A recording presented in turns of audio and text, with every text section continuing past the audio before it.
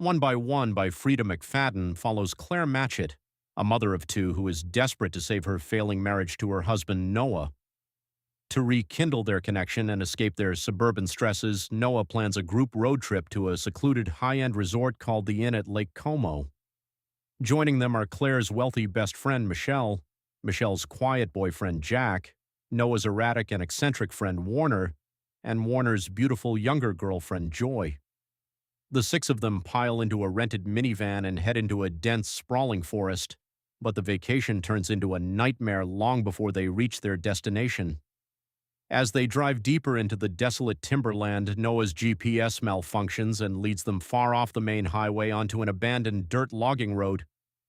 With no cellular service, the minivan hits a sharp object, blowing out a tire and damaging the engine. When Warner attempts to fix it, he accidentally ruins the remaining battery, stranding the group completely. Realizing no one knows their location and night is fast approaching, the six travelers are forced to make a dangerous choice: stay with the vehicle or hike through the dense, trackless woods to find help. Driven by impatience and rising anxiety, they abandon the minivan and venture into the forest on foot. As hours pass without any sign of civilization, cold weather and exhaustion set in, unleashing hidden tensions among the group.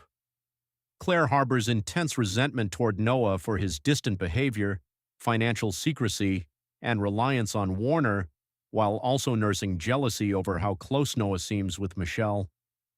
Tensions erupt as daylight fades and the group decides to set up an impromptu campsite for the night. Darkness brings true horror when Joy wanders away from the campsite to relieve herself and fails to return. After a frantic search, the group finds her body, her neck broken, arranged in a way that suggests a brutal, deliberate attack rather than an accident. Panic escalates rapidly as the group realizes they are not just lost, but actively being hunted. Morning offers no relief. As they try to navigate out of the woods, members of the group are picked off one by one in gruesome, highly calculated ways, designed to look like wilderness misadventures or animal attacks.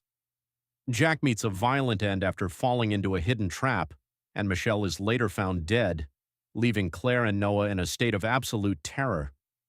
Distrust consumes the remaining survivors as Claire notices glaring inconsistencies in Noah's story, including finding evidence that the minivan's tire wasn't accidentally punctured, it was deliberately sabotaged from the inside before they ever left the main road. Through shifting timelines and internal monologues, dark secrets binding the group come to light.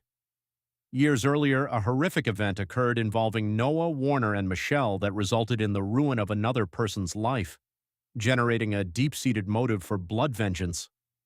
Claire begins to suspect that Noah himself is a cold-blooded killer trying to eliminate his past associates and collect on heavy life insurance policies, while Noah simultaneously paints Warner as an unhinged psychopath who orchestrated the entire detour to slaughter them all.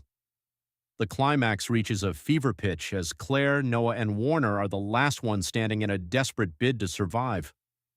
Warner turns on Noah, leading to a violent struggle in the dirt where Warner is ultimately killed. Believing she and her husband have finally survived the nightmare, Claire breaks down, only for the true, horrifying reality of the trip to be exposed in signature Freida McFadden fashion. Claire herself was in on the plan. Fueled by years of emotional neglect, discovering Noah's secret financial ruin, and learning of his long-standing affair with her best friend Michelle, Claire had reached her breaking point. She teamed up with an accomplice who had been manipulating events behind the scenes to execute a meticulous, untraceable murder plot under the guise of a catastrophic wilderness survival scenario. By orchestrating the deaths of Michelle, the enablers, and eventually framing Warner for the massacre, Claire ensured she could eliminate her cheating husband, avenge the betrayals against her, and walk out of the woods as the sole tragic survivor set to inherit everything. With her trail completely covered and the bodies left in the isolated forest, Claire emerges back into civilization, forever free of her crumbling life.